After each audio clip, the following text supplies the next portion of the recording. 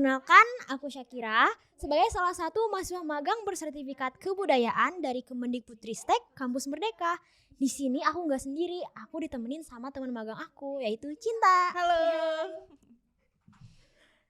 Jadi podcast santai kali ini merupakan salah satu tugas aliwahana yang nantinya akan dilaporkan sebagai tugas akhir laporan magang kami. Tentunya podcast ini kita akan membahas ya teh bersama-sama mengenai Observatorium Bosca. Iya, betul. Dan mengungkap siapa sosok di balik pendirian Observatorium Bosca dan pelestarian dari kawasan Observatorium Bosca itu sendiri. Iya, betul. Jadi buat teman-teman yang kepo tentang video yang udah kita buat mengenai Observatorium Bosca, bisa langsung dilihat atau search aja judulnya tentang melintasi portal waktu pelestarian Observatorium Bosca di YouTube. Oke. Jadi sekarang karena tadi aku udah perkenalan aku promosi juga udah. Sekarang aku mau tanya ke Cinta. Karena kemarin kita udah berjalan ya bersama-sama mengunjungi Observatorium Bosca. Nah, boleh nggak aku tanya gimana sih pengalaman kamu kemarin waktu pas udah berkunjung ke sana? Oke. Jadi kemarin kita sudah berkunjung nih ke Observatorium Bosca, kita bareng-bareng sama teman-teman yang lain juga gitu. Nah, kalau aku boleh ngomong nih ya, aku pertama kali itu aku berkunjung ke Observatorium Bosca itu aku rasanya wow banget gitu, kayak oh ternyata Observatorium Bosca tuh kayak gini gitu. Jadi ini menjadi pengalaman pertama aku dan jadi pengalaman yang berkesan juga gitu buat aku. Nah, kalau buat Teh Syakira nih gimana nih? Apakah pertama kali atau misalnya udah berkali-kali nih gitu?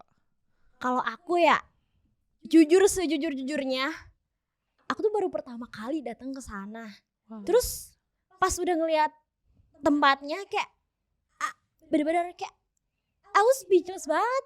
Ternyata bagus itu. Keren banget kan dari Observatorium Bosca ini. Iya betul. Iya betul. Jadi Observatorium Bosca ini kan ada di kawasan Lembang ya. Siapa sih kalau sekarang yang nggak kenal Lembang gitu ya? Kayaknya orang-orang udah pada pernah gitu kalau misalnya kayak ke Lembang. Nah, tepatnya Observatorium Bosca ini ada di Jalan Peneropongan Bintang nomor 45. Dan kalau misalnya di bayangan kamu nih ya, Syak, sebelum kita datang ke Observatorium Bosca di bayangan dan di pikiran kamu tuh kayak gimana sih? Kalau sebelum aku datang ke sana ya, jujur sejujurnya juga aku tuh kayak cuman ngebayangin Bosca tuh cuman punya satu tempat bangunan yang ikonik itu loh, kamu tahu kan? Pasti, yang kayak tabung bulat bundar itu. Cuman itu doang, tapi ternyata wow, banyak enggak kan? Ya. Iya. Jadi ikonnya pasti yang ada di pikiran orang-orang ketika dengar Observatorium Bosca itu pasti gedung warna putih yang jadi tabung yang kayak ada bulatannya gitu di atasnya. Iya, betul banget. Di dalam gedung itu, nah kayaknya aku sebutin dulu deh ya. Iya, gedung itu namanya Gedung Kupol. Gedung Kupol ini punya teleskop yang super gede banget di dalamnya. Itu namanya teleskop Zeiss. Nah, kebayang gak sih gedungnya aja segede itu, teleskopnya juga ternyata super gede juga gitu. Nah, di Observatorium Bosca ini gak hanya punya satu teleskop aja, tetapi di Observatorium Bosca ini punya beberapa teleskop yang gede-gede juga, tapi tetap yang paling gedenya tuh teleskop Zeiss gitu.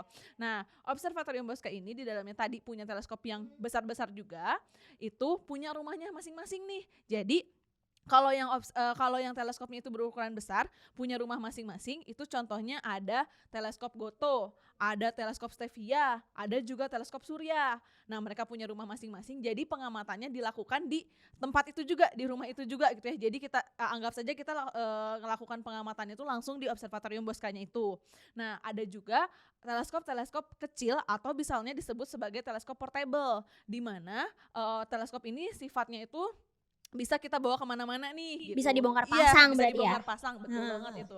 Jadi kita bisa melakukan pengamatan di luar Observatorium Bosca. Misalnya terjadi gerhana di kawasan Sumatera misalnya gitu ya, kita bisa bawa teleskop yang portable itu gitu. Wih, jadi, keren banget. Keren banget gak sih gitu Observatorium Bosca ini. Nah, Observatorium Bosca ini sudah ditetapkan sebagai cagar budaya nasional. Dan tahu pada tahun berapa?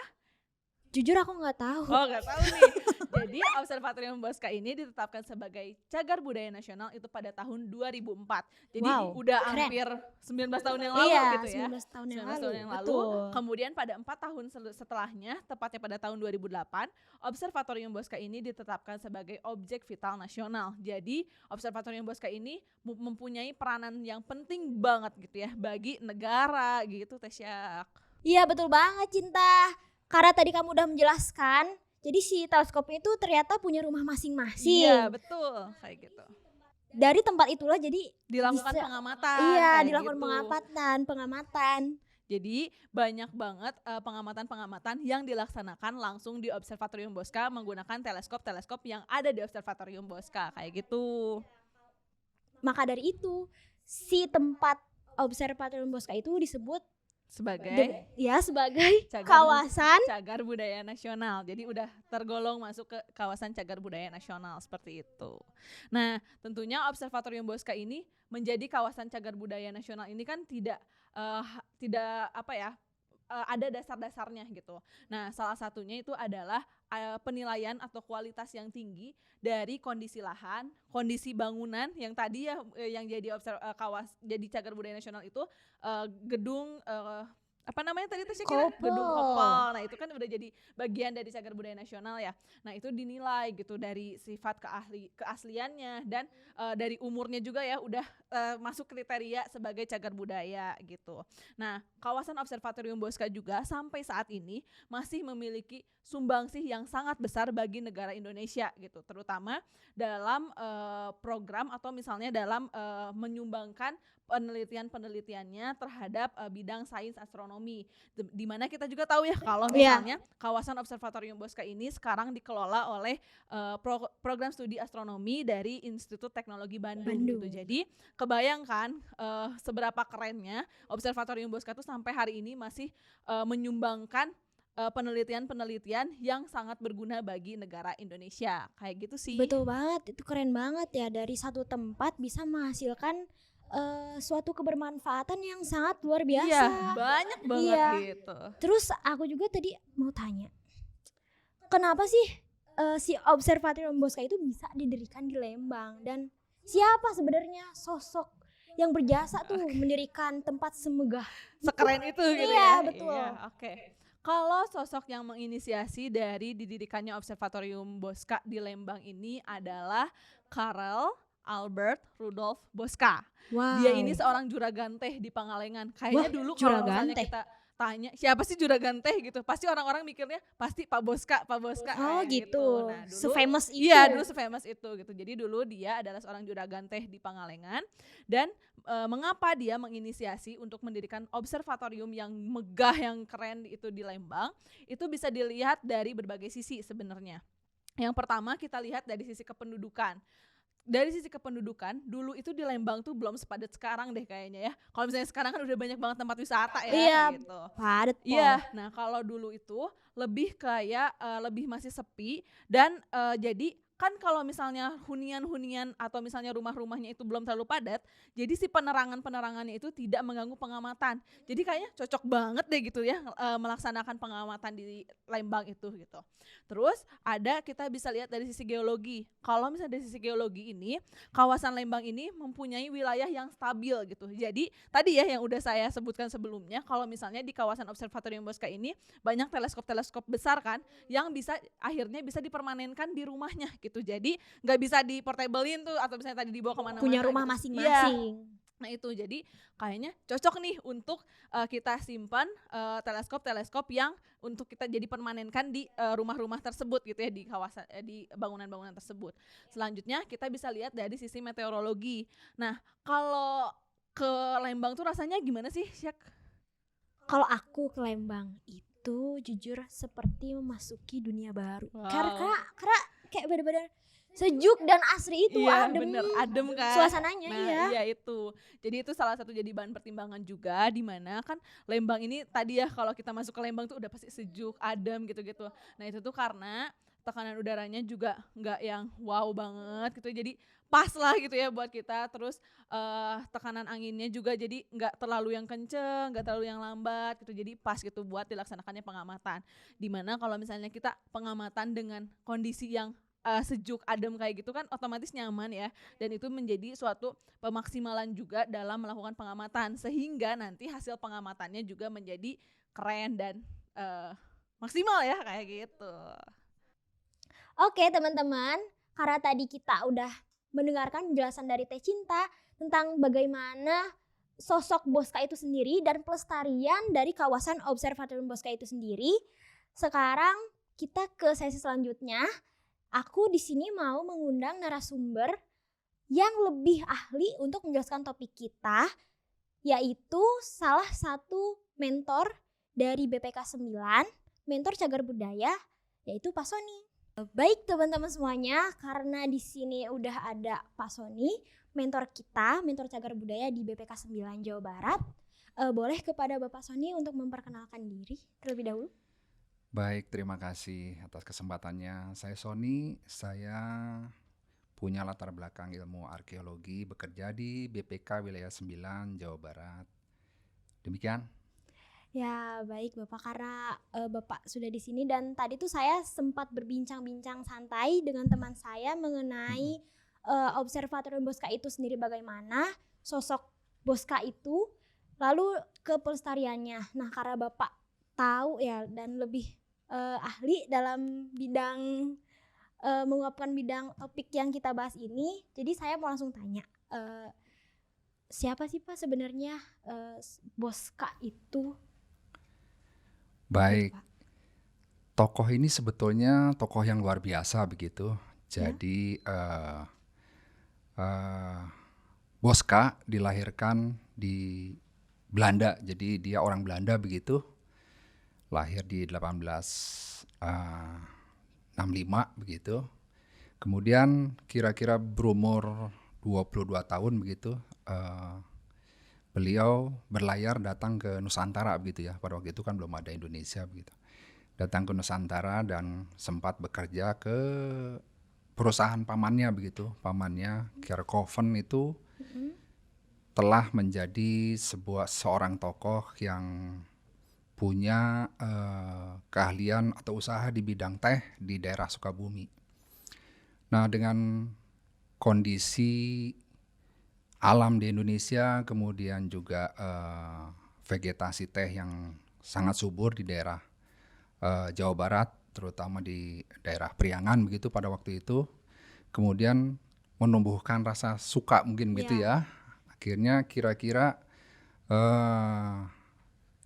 tidak lama begitu, kira-kira kurang lebih 10 tahun kemudian, Bosca mendirikan pabrik teh begitu, membuka perkebunan teh di wilayah yang sekarang menjadi administrasi daerah Pangalengan begitu. Pangalengan. Di sana. Di daerah itu kemudian Bosca sempat mendirikan 2 pabrik teh. Dan karena kecintaannya terhadap perkebunan terutama teh, beliau tidak hanya mendirikan pabrik, tapi juga mendirikan laboratorium dan penelitian tentang teh di perkebunannya tersebut, sehingga kemudian menghasilkan kualitas mutu yang tinggi dan bersaing dengan perkebunan atau hasil teh yang dihasilkan di India dan di Sri Lanka yang pada waktu itu menjadi sebuah standar teh yang tinggi begitu di pasaran teh dunia begitu ya. Nah, ada 2 pabrik di sana yang dibangun, yaitu pabrik teh Tanara kemudian dan pabrik teh Malabar. Dalam konteks kegiatan perkebunan tersebut, Pak Bosca ini ternyata juga punya concern yang sangat tinggi terhadap lingkungan begitu ya, bukan hanya lingkungan hidup tapi juga sosial kemasyarakatan. Ini dibuktikan juga dengan mendirikan sebuah sekolah begitulah, sekolah dasar begitu, tingkat sekolah dasar pada waktu itu, yang memberikan kesempatan kepada semua masyarakat di sekitar perkebunan teh, terutama khususnya pekerja teh dan buruh-buruh di sana, terutama anak-anaknya, untuk bisa berkesempatan belajar. Kurang lebih selama 4 tahun begitulah kira-kira gitu ya. Dan sekolah itu yang dibangun Pak Boska itu ternyata sampai sekarang masih ada. Dan bisa disaksikan begitu, sekarang namanya kalau tidak salah itu Sekolah Dasar Malabar 2. Di Pangalengan Di juga. Pangalengan juga. Hmm. Nah, otomatis ketika kemudian Pak Boska ini punya perkebunan, tentu saja dia tinggal di sana, Iya, di tinggal di Pangalengan. di Pangalengan begitu. Nah, pada tahun kira-kira 2019, kantor BPCB Banten pada waktu itu melakukan Ya. kegiatan pendataan dan ternyata memang luar biasa di sana. Jadi atmosfernya, kemudian pemandangannya dan suasananya luar biasa di sana. Bagaimana ketenangan, kemudian kenyamanan dari pabrik teh itu muncul di rumahnya Pak Boska begitu. Iya.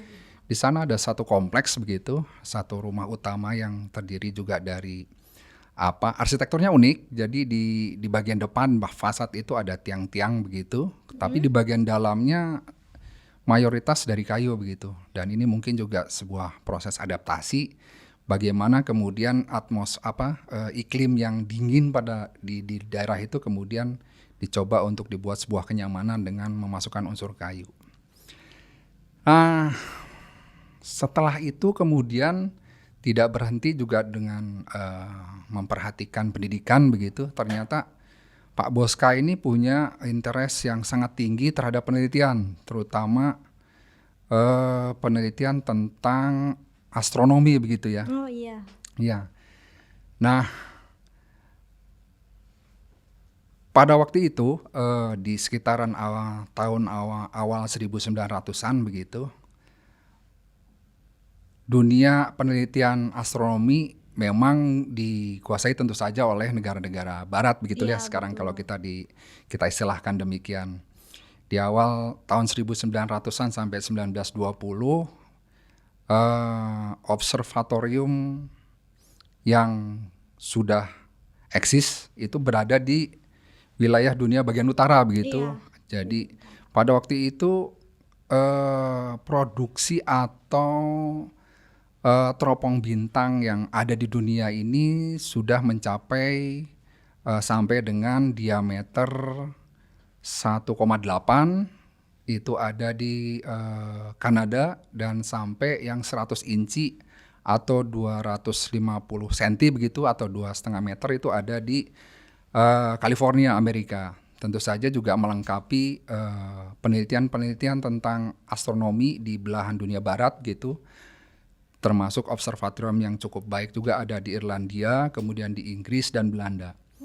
Nah, kemudian yang menariknya adalah kemudian ada salah satu tokoh yaitu Jan Vogt begitu, Ya. salah satu peneliti astronomi di Belanda yang kemudian memikirkan bahwa ternyata posisi observatorium dalam konteks pengamatan bintang ini hanya terkonsentrasi di belahan dunia bagian utara begitu.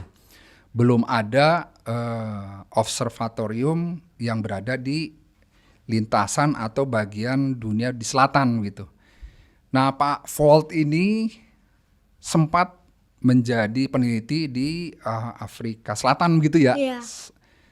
Sebuah informasi menyatakan demikian, tapi kemudian dalam konteks penelitiannya beliau ingin expand lebih jauh, tapi ternyata belum berkesempatan di sana dan kemudian juga bertemulah dengan Pak Boska ini. Nah, akhirnya kira-kira tahun 1920-an itu diadakan pertemuan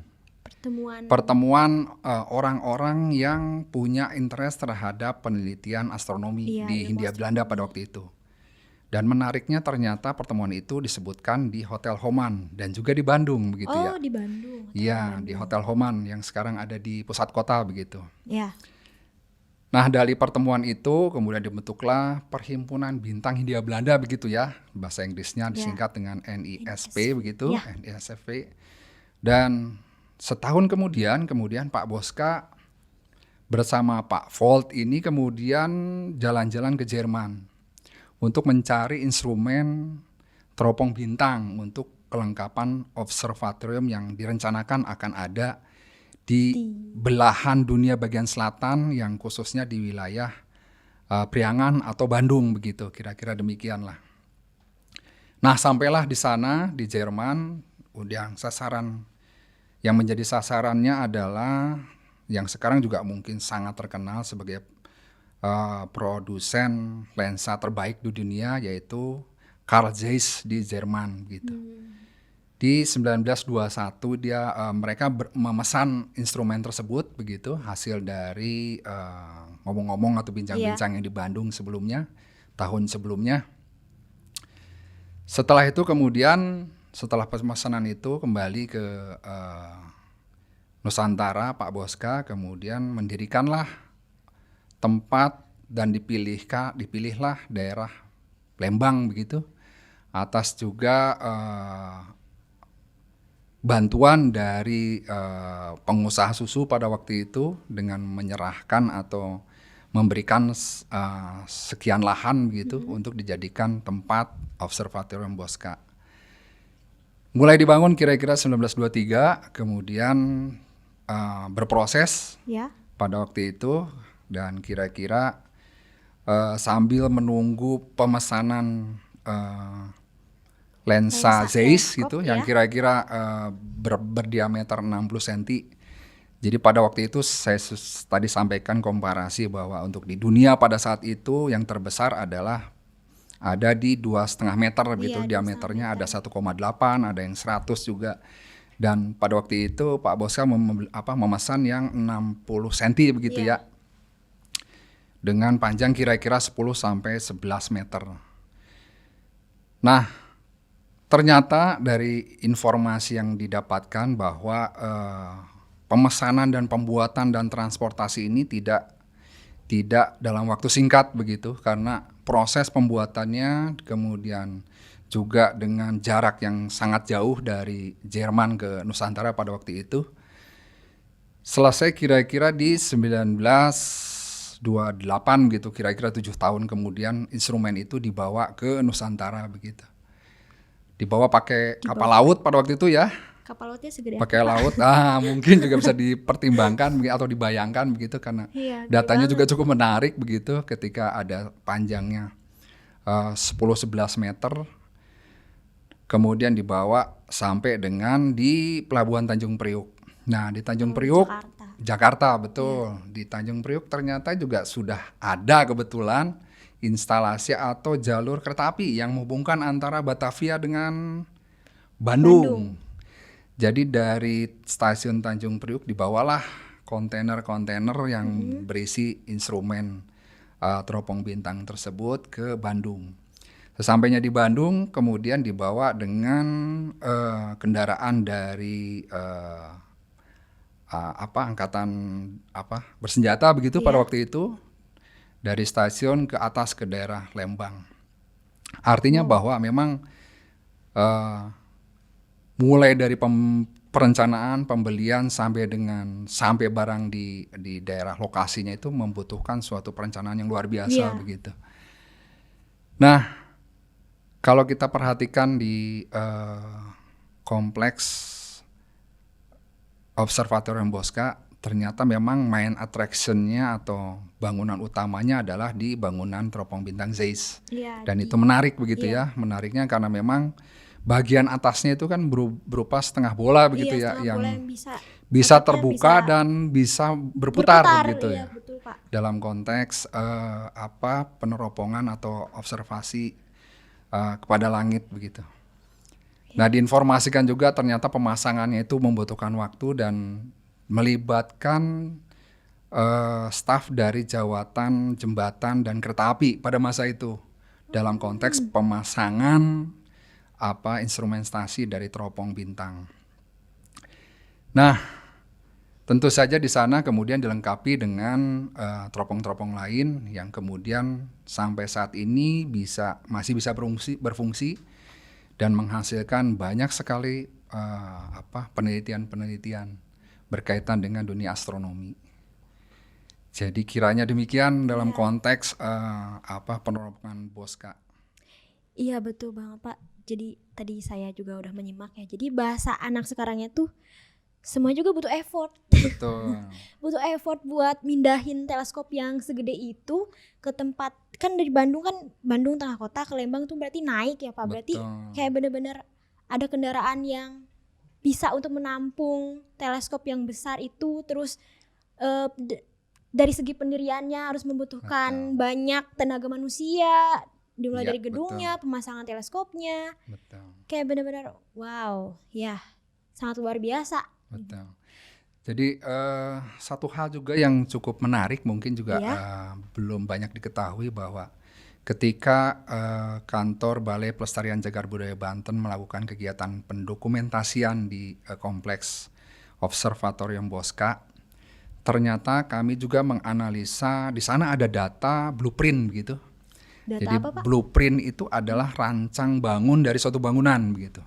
Sketsa. Ya, semacam sketsa. Jadi kenapa disebut blueprint? Karena mungkin memang lembarnya warnanya biru begitu ya. Oh, Dulu iya. kan belum ada fotokopi, Iya. jadi mungkin semacam lightstrike apa gimana gitu. Jadi biru begitu ya, cetak biru begitu. Artinya memang rancang bangun.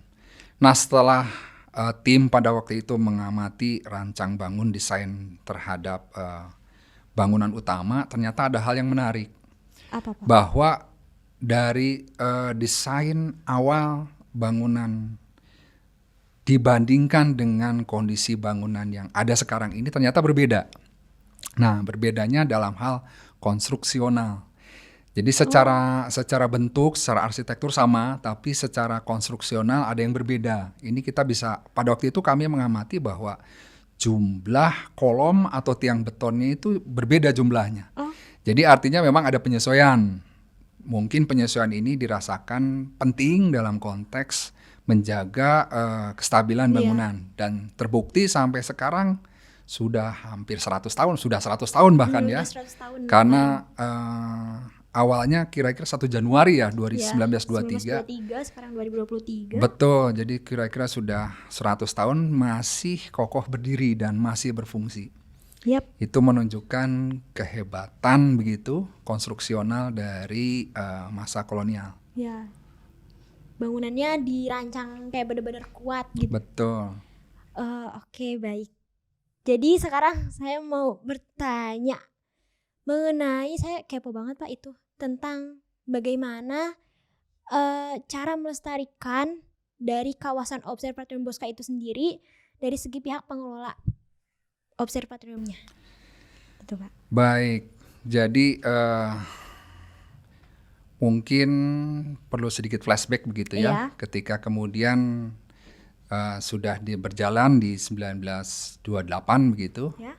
Sampai akhirnya di masa kemerdekaan dilimpahkan begitu ya, diserahkan oleh pihak kepada Indonesia begitu, dan kemudian yang pertama kali mengelola itu adalah UI karena pada waktu UI. itu ya pada itu pihak akademisi yang ada adalah di Universitas Indonesia begitu ya, sebagai lembaga pendidikan tertua di Indonesia begitu.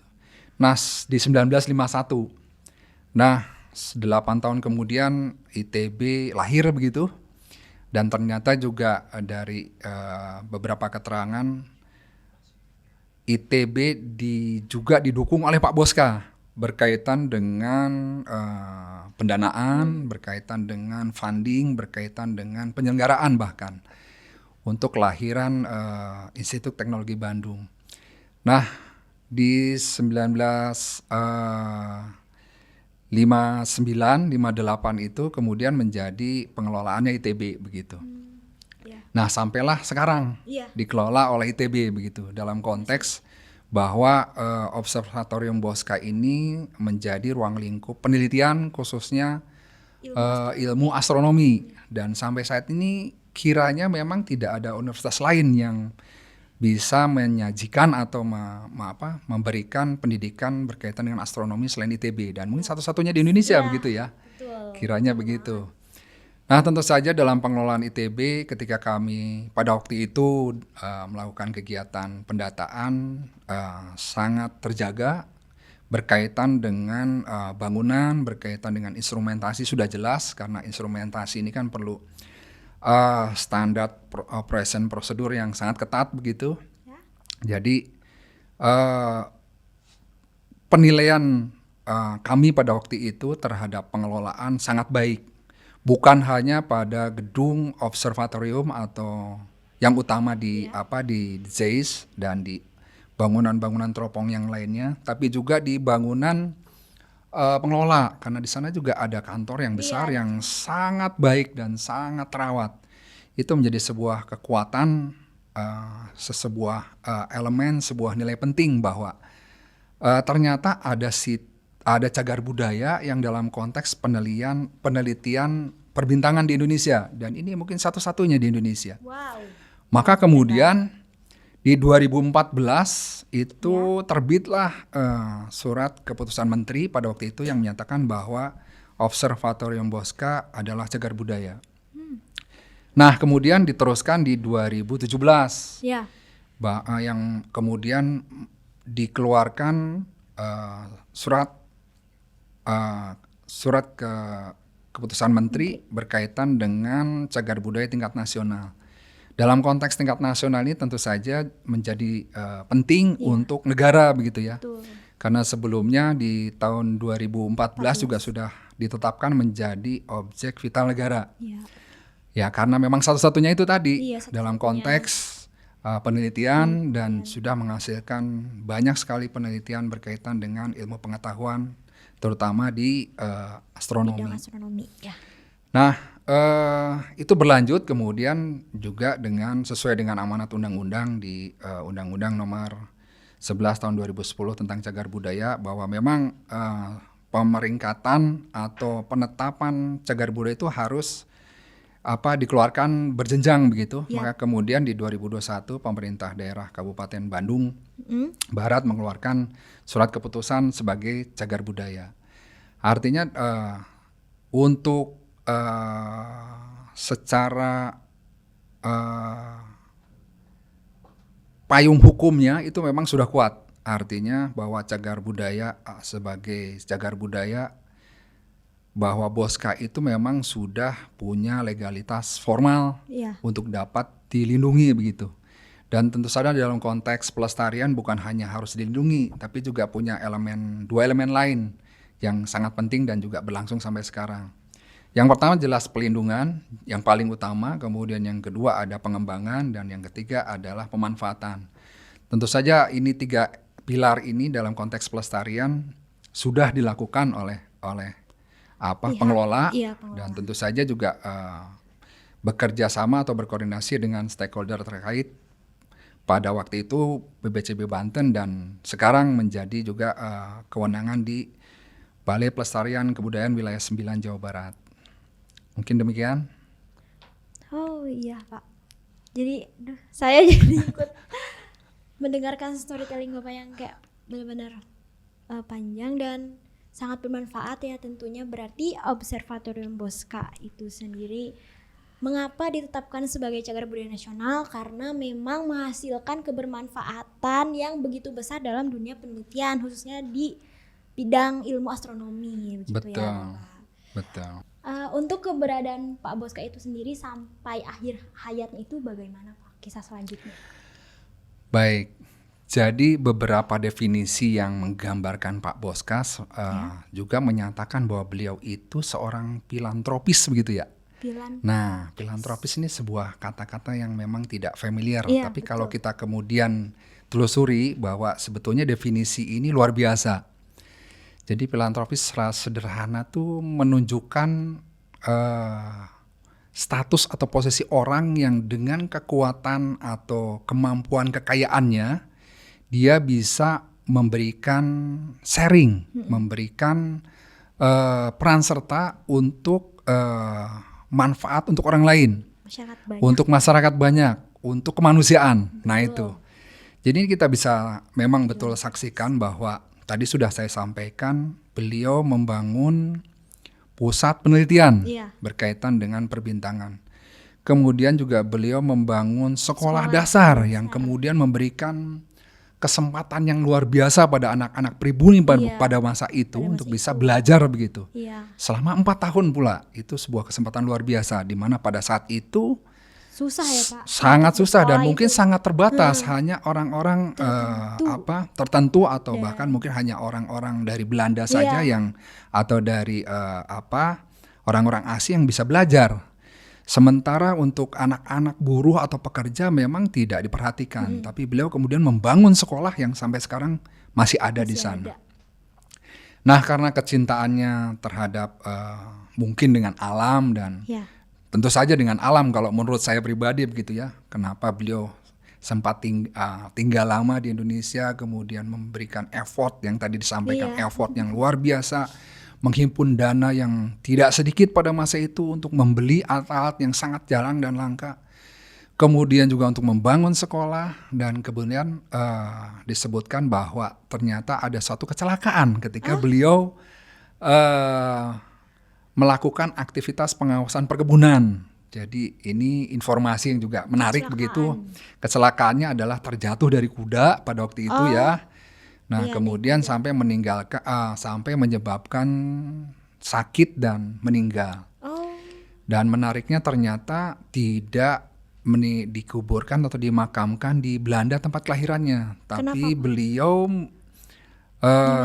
dimakamkan di tengah area perkebunan teh di Pangalengan. di Pangalengan itu. Oh, Jadi di saking pegunungan, cintanya. betul. Jadi di area perkebunan teh Malabar di sana ada mausoleum ya. Museum. Jadi mausoleum itu sebuah kompleks, ya kan bisa dikatakan kompleks makam gitu. Di sana bangunannya cukup unik. Jadi ada tiang-tiang pilar-pilar yang bagus, kemudian atapnya kubah, atapnya bulat. Kemudian di tengah dengan area perkebunan, di tengah-tengah tempat yang sepi begitu di sana. Areanya sangat tertata, disitulah beliau dimakamkan.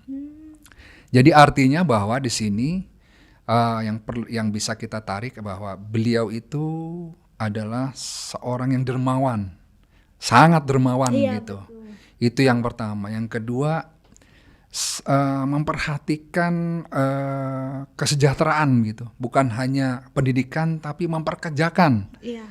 buruh-buruh yang pada waktu itu mungkin pernah disebutkan kira-kira hampir 2.000 orang begitu, mencapai 2.000 orang begitu. Dalam konteks kegiatan perkebunan di pegunungan teh Malabar.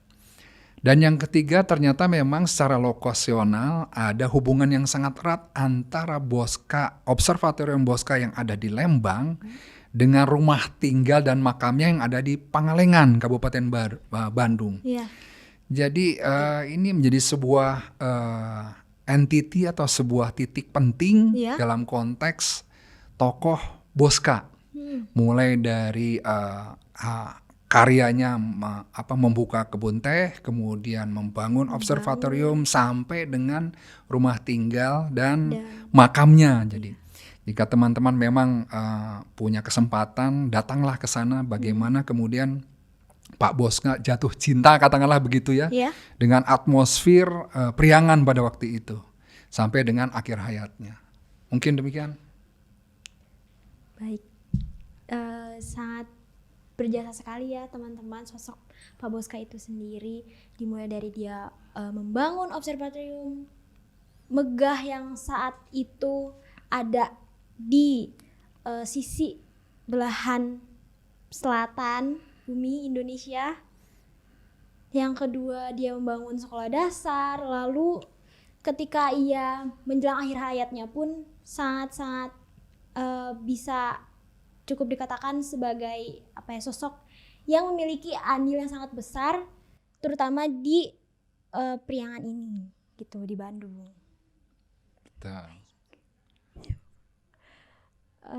Baik, untuk selanjutnya saya mengucapkan terima kasih kepada Pak Sony. Sama-sama. Ya, karena telah menjadi narasumber dalam topik yang kita bahas kali ini, dan sangat-sangat mengalir sekali ya teman-teman semua, dimulai dari proses awal hingga akhir, sangat beruntut sekali ceritanya. Terima kasih Bapak. Sama-sama, mudah-mudahan bisa memberikan sedikit pengetahuan Iya, dan menggali banyak ketertarikan sekali begitu ya. pengetahuan ya. Siap. Oke teman-teman, karena tadi kita sudah mendengarkan penjelasan dari Pak Sony, narasumber kita. Jadi sekarang kita punya closing statement yang akan kita bawakan bersama-sama. Gimana teh? Jadi kita udah kenal nih ya, udah kenal. Maksudnya kita kayak udah tahu nih Iya. siapa sosok Boska itu. Boska itu yang Betul. tadinya juragan teh di Pangalengan, terus Iya. menginisiasi pendirian observatorium yang sangat besar di Iya. kawasan bumi bagian selatan Iya, bahkan ya kalau bisa kita sebutkan gitu. Betul. Ternyata nggak cuman Observatorium Bosca aja, tapi sosok Bosca ini punya andil besar dalam pembangunan yang lain yang ada di Bandung Barat khususnya. Nah, Ya. tapi kan tadi juga disebutin ya sama Pak Sony kalau Iya. misalnya Boska ini mendirikan sekolah, juga mempunyai andil yang emang benar-benar sangat besar gitu dan mempunyai pengaruh yang besar juga buat Indonesia lah gitu katakanlah ya. Iya. Kalau misalnya dulu kan di kawasan Hindia Belanda gitu. Hindia Belanda. Terus tadi juga disebutkan oleh Pak Sony bahwasanya Observatorium Boska ini sudah menjadi bagian dari Cagar Budaya Nasional yang tentunya tidak lupa dari segi pemanfaatan, pelestarian dan juga pelindungannya gitu. Jadi sudah wajib ya gitu bagi Sudah, bagi kita semua, bagi teman-teman semua yang mungkin akan mendengarkan dan menonton video podcast ini untuk ikut andil dalam melestarikan apapun objek yang sudah menjadi bagian dari Cagar Budaya Cagar Nasional Budaya. gitu. Jadi Iya. kita harus benar-benar pintar-pintar gak sih kayak melestarikannya itu harus seperti apa. Iya, kita harus tahu ini objek sebagai cagar budaya atau bukan gitu. Dan kita pokoknya kita harus cara benar-benar penanganannya. jaga sih apa yang Iya. sudah menjadi bagian atau misalnya jadi warisan budaya di Indonesia kayak gitu. Oke.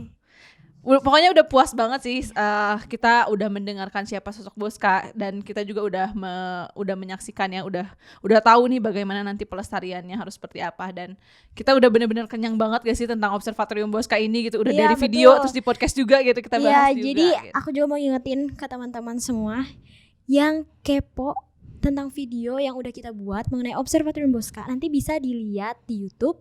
Judulnya adalah Melintasi Portal Waktu Pelestarian Observatorium Boska.